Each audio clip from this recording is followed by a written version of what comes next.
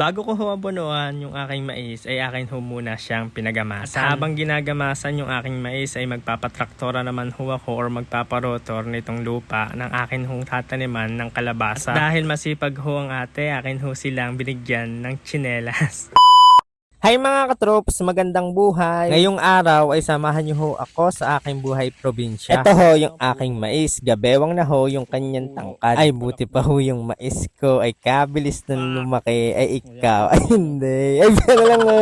Ang damo ho ng aking okra at mais ay balakbak. Yan ho ay paglaki ay nagiging puno. Kaya bago ho siya lumaki o mas tumangkad pa sa aking mais ay pagagamasan ko na ho siya. Yan ho yung unang araw ng kanyang paggagamas. Pinauna ko na ho yung mais. Ang sabi ko ay hulihin na yung aking okra. Bago ho siya gumamas diyan ay nagpunta ho siya doon sa lawa para ho pumandaw ng kanyang mga isda o yung kanyang mga boborat ho. Bibili ho sana ako ng kanyang huli ay kaso daw ay wala daw siyang huli ngayong araw. Sabi ko sa susunod na araw na laang ay pag ho siya nakahuli ay dalhan ho ako. Mag-iisang buwan na nga ho iyang aking mais mga katrops, kaya iyan ho ay pinagamasan ko na kasi malapit ko na ho iyan abunuhan ng pangalawang abono. Sa pangalawang abono ho, ang gagawin ko ho diyan ay pa 33 days. Pagkatapos ho niya maggamas. O naman ho sa aking okra ay hindi ko na ho muna iyan aabonohan. Kasi ho ay baka ho magtabal. Ang lalaki ng kanyang dahon. Ay baka mangyari ay puro dahon na lang. Magpaparotor ho ako ng aking tataniman ng kalabasa. Kaya aming ho munang inalis yung mga kawad saka ho yung kawayan saka ho yung mga tali. Makakain ho kasi iyan ng talim ng rotor. Tinawagan ko na din ho si kuya para matulungan ho kami din sa patanggal ho ng mga kawayan saka ho kawad tapos yung mga tali na din ho. Iyan ho yung unang rotor. Bali dadalawahing rotor ho iyan bago ho namin iyan taniman. Sa inyong lugar mga katrops, ano hong inyong tanim diyan? Ay inyong ang i-comment sa comment section para ho nang malaman ko kung ano hong tinatanim nyo ngayong month diyan sa inyong lugar. Ay comment nyo na din ho kung saan lugar iyan. Akin na din hong tinanggal yung mga bato sa gilid kasi tinatamaan ho siya ng mga talim. Anong hong talim ng rotor? Ito hong amin tinatanggal na kawayan, yan ho ay balag. Ang nakatilim ho diyan ay sitaw. Ipagkakasarap naman ho kasi talaga ng sitaw mga katrops. Kaya kung hindi ka ho kumakain ng sitaw, ano pa hong inihintay ninyo ay subukan nyo ng kumain ng gulay. Ay promise ko ho sa inyo ay sobrang sarap ho talaga. Yung hong mga kawad ay aking ho siyang kinikirker ay magagamit pa po natin iyan sa mga susunod na taniman. Habang kinikirker ko ho yung mga nakuha kong kawad ay dumating na ho si kuya. Ay kala ko ay may dalang merienda.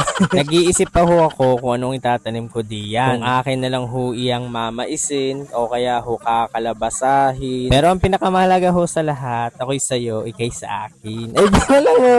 Pagkakadating ni kuya ay siya'y nabinyagan ng mga langgam. Ay kadaming langgam doon sa tinayuan niya. Pag pinuputol ko ho yung kawad ay akin ho binabaluktot yung kanyang dulo para maiwasan hong makatusok or makagasgas ng balat. Si kuya ho yung nagbubunot ng mga kawayan. Ako naman ho yung nagkikirker ng mga kawan. Ay sadya ho talagang kaganda ng view dito mga katroops. Yung tipong nakaupo ka lang ho sa ilalim ng puno sabay nagkakape ay talaga hong marerelax ka ho talaga. Yung ibang kawayan ay pwede ho siyang magamit pa. Yung iba naman ho ay hindi na kasi ho ay sobrang lupok na parang ikaw ay kanupok. Ay bira lang ho. Yun naman ho mga panali o yung gapangan ng sitaw ay akin na ho siyang pinutol. Papaltan ko na lang ho ng bago para mas matibay. Yan nga sa isang kawayan ay hirap na hirap pa si kuyang mabuno. Ay sa pagkakatibay naman ho talaga parang relasyon natin. Ay na lang ho.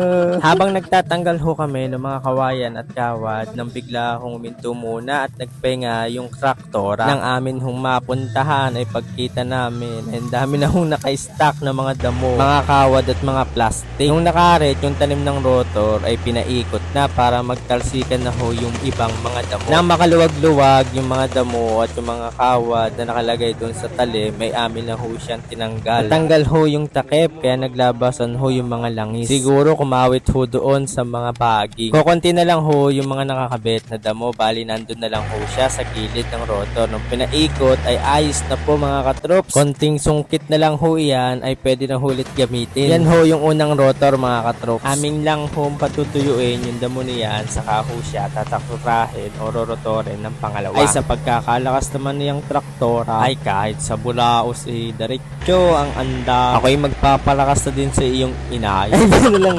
sinusundan ho ni Itay yung traktora. Meron ho kasi diyan na nakatanim na mga puno. Ay kanya hong tinatayo para ho makita na nagtatraktora. Muntik ko pa nga makakalimutan ay meron nga pala akong naggagamas diyan. Kaya ayan ho ay akin po muna siyang pinamerienda. Solo lang ho siya naggagamas diyan. Kaya daw niyang tapusin iyan ng 3 araw. Sabi ko ay damay na yung okra. Kung sa okra daw ay kaya daw niya ng 1 araw. Dumating na din ho pala yung aking parcel mga katrops. Kaya agad-agad ko na ho siyang binuksan. Ito ho yung tsinelas na ibibigay ko ho kay inay at sa aking ate. At dahil sinipagan mag-bundle, ayan, binilan ko na ho sila ng kanyang slippers. Binili ko ho yan dun ho sa binilan ko din ho ng aking tsinelas. Sa Walkwise Shoes and People, diyan ho ako bumibili ng tsinelas saka ho ng aking sapatos. Kung gusto nyo ho bumili ay pwede ho kayo mag-message sa kanila. Kadibdib na ho yung laki ng aking mais at iyan na ho yung kaniyang nagagamasan. Napansin ko ho may amag yung mais. May kagagawan ho niyan yung mga uod. Bukas ho ay akin ho iyang i-sprayan para ho sa mga uod. Tapos may napansin ako doon sa isang mais. Ay kala ko yung halaman. Ay pagkita ko ay mais.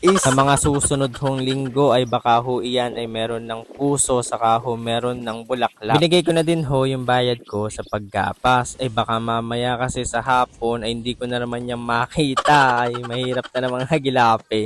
Habang nagbabandel ho sila inay at si ate ay binigay ko ho yung kanilang tsinelas. Ay kala walang laman ay ayaw pang buksan ay pagkakabukas naman ay mga tuwan-tuwa. Sabi ko ay wala naman akong mabibilan ng kahon na yan kaya ay may laman talaga. Salamat ho sa Walkwise Shoes and People sa magandang tsinelas na akin ho nabili. At iyan ay tuwan-tuwa rin yung dalawa. Sabi ko ay gamitin sa pagbabandel ay ayaw. Maraming salamat ho sa inyo mga katroop sa patuloy na pagsuporta. Love love!